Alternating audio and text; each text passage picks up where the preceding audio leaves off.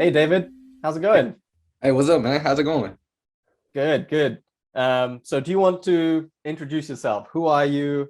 What do you do? Where are you based out of? Oh man, I'm happy to do that. My name's David Lawson, right? I'm a social ad strategist here at Tough. I've been here for about 3 months and 7 days exactly right now. I'm based out of Memphis. I've been working in social on and off since about 2014, man, and it's a dream come true for me So personally. I've heard the story about how you've gone into social, but I'd like you to be able to tell that story. Okay, yeah. So for me, my start in social spans even further back past 2014, right? It starts in 2010, and I think this is a great time for that kind of story. 2010, we walk into marketing classroom, and it's the day after the Super Bowl. Biggest sporting event in the world, right? Maybe even bigger than the World Cup. Don't fact check me on that. But in terms of advertising revenue and the commercials that come out, people watch the Super Bowl specifically for the commercials. And so here I am, this 10th grader, 2010, watching I think it was 2011 at this point. Yeah, 2011 at this point, watching the Super Bowl. Well, we walked in and the marketing teacher like, today, we're not doing any coursework. We're only watching, ads. We're watching Super Bowl ads because it was a marketing class and he wanted to expose us. And so as I sat at my desk and I like watched these Super Bowl ads on YouTube, one after one after one after one, I said, you know what? I want to do that for the rest of my life. Like that is what I want to do. I want to create commercials for the rest of my life. And so in 2011, what is it now? 11 years ago, I saw that YouTube ads were a thing. Facebook ads hadn't quite taken off yet. Instagram wasn't even really a thing yet. So there was obviously no advertising there. Pinterest, TikTok, Snapchat, none of those things were a big factor. But YouTube, I saw social. I considered YouTube social at the time. Still do a little bit, but I saw YouTube ads and I said, I'm gonna do ads on social. I'm gonna do ads on the internet because I see that that's where the world is headed. Remember this, a 10th grader, seeing that the world is heading towards this place where you watch everything on your phone and you interact with your phone and social media takes over. And so every decision that I've more or less made since that one class has been to get right here doing social ads for a living. And so that's kind of how I got here. Through internships, I think I had like 5 internships with social back to back to back to back to back as a social media manager, and then started doing social ads at an agency, and now I'm here at Tough. So yeah, everything I did was to get to this table where I'm doing social ads every day. It's such a great story. It has like a destiny kind of like theme to it. I love it so much. I'm glad that you're able to share that with us. I was mildly distracted though throughout that entire story by the Elmo sitting behind you. Yeah. And well, I know that you have a kid. What's his name? So I have a son. His name is David Solomon. He's a second, not a junior.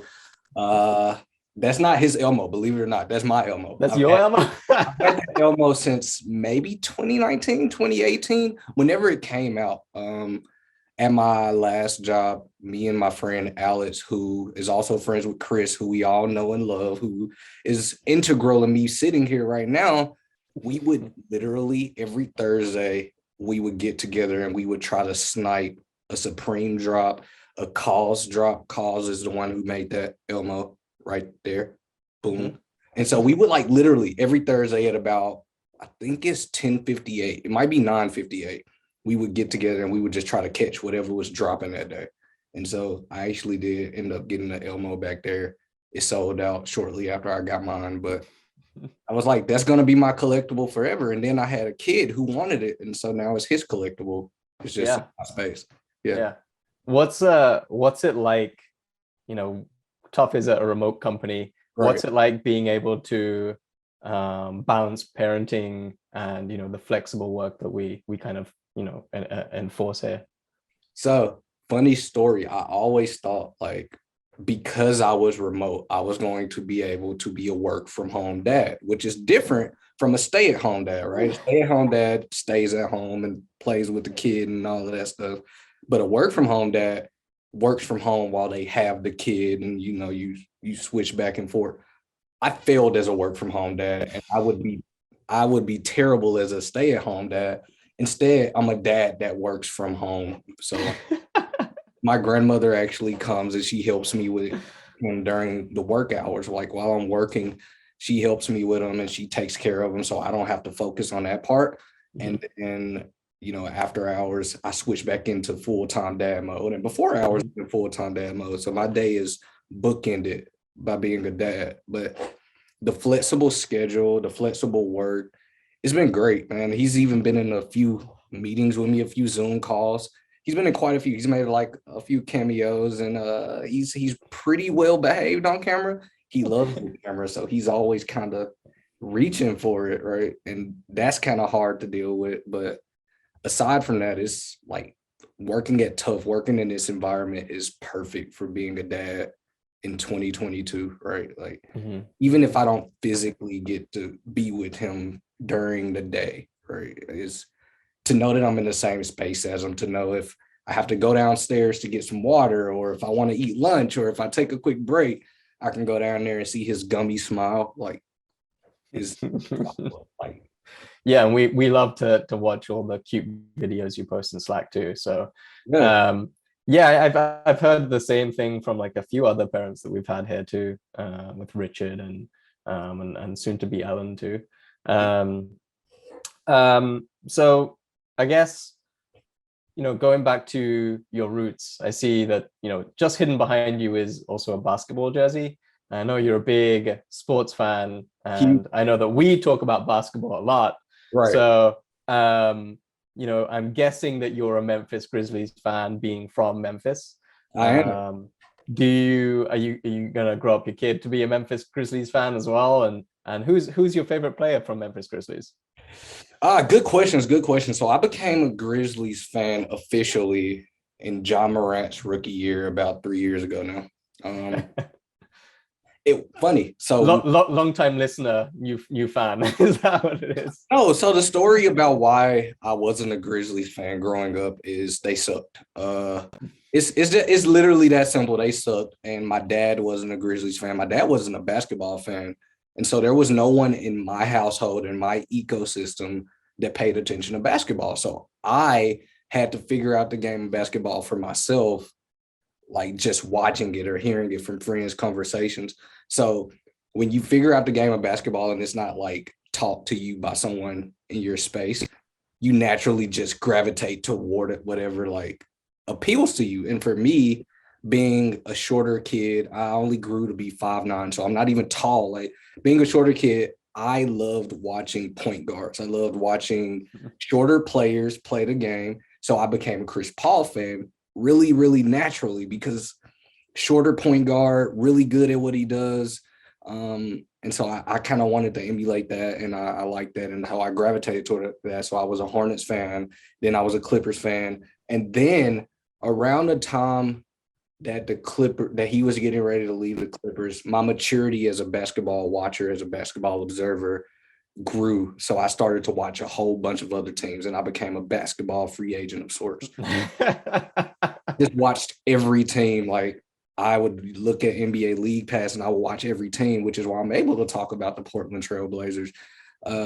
And around the time John Morant was actually about to be drafted, I remember telling my friend, I'm like, Memphis is going to draft him. They're going to trade Mike Conley, and they're going to do a hard reset, because it's a cultural reset. It's not just a roster reset. They're going to reset the culture. They're going to bring in all guys that fit the new culture, and they're going to build around him. And so I felt like that was a natural point for me to jump on the bandwagon, because it was at the bottom, right? Like this is the start of this new bandwagon. So I jumped on in and haven't looked back since. And so John Morant is my favorite player naturally. I'm a big Zaire Williams fan. Dylan Brooks, I really like him. I've always liked him, even when other Grizzlies fans weren't very fond of him.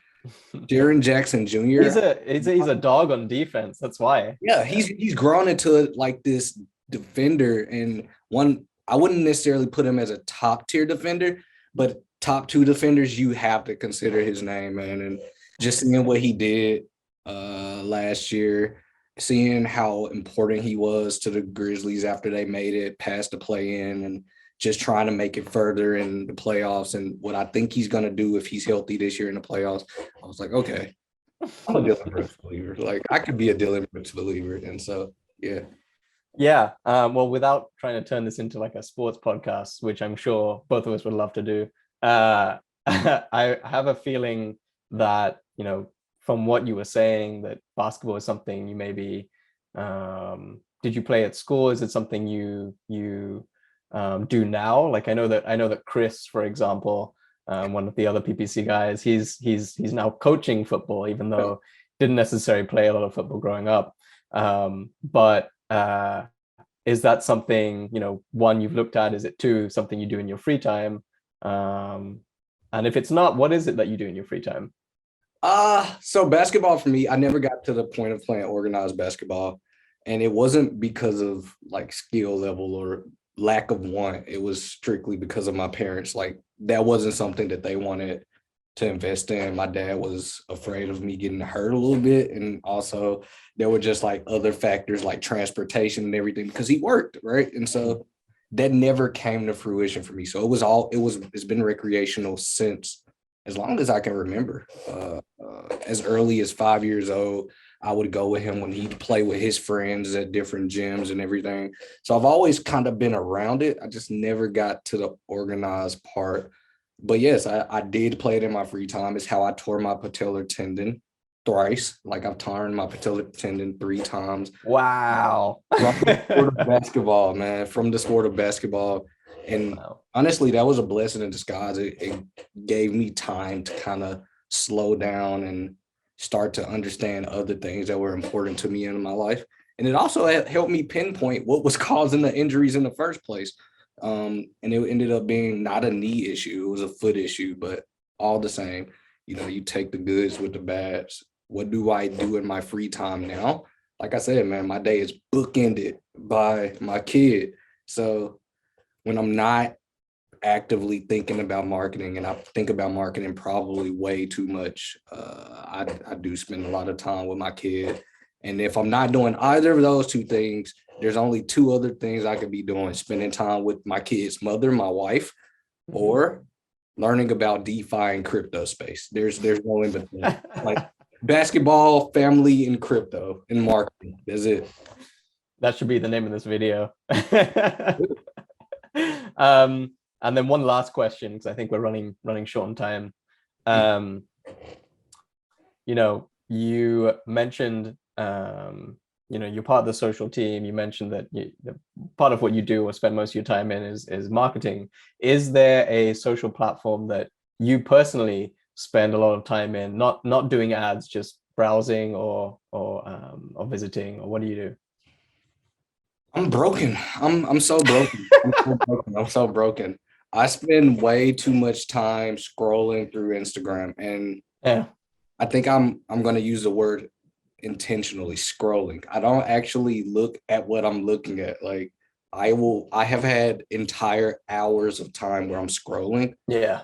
and I didn't see a single post in the scrolling. It's like I'm looking for the ads, or I'm looking for something that's like, boom, stop, but I'm paying attention. Yeah, that's so relatable. I feel like a lot of our generation does that. We just scroll pointlessly. That's essentially what Reddit is a lot of the time.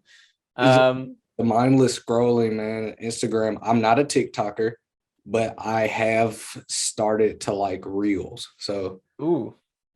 take with that what you will. A lot of reels are TikToks these days anyway. I hate those. Believe it or not, I hate so... them. I want you to make your own native content in Instagram. I don't want to know that I can find it on TikTok as well. Like, I want something native. Well, I wish we had more time to dive into everything else. You're such a colorful personality that I feel like there's just so much to talk about with you. Yeah. Everything from NFTs and other things that we didn't touch on, but we've got to wrap up. So thanks for joining us today, and I'll see you in Slack. All right, man. I thank you for taking the time to talk with me. Be on the lookout for the Tough NFT podcast. I'm joking, maybe. But yeah, thanks for taking time to have this conversation with me, and we'll talk later. Great. Thanks, David. All right, bye-bye, man.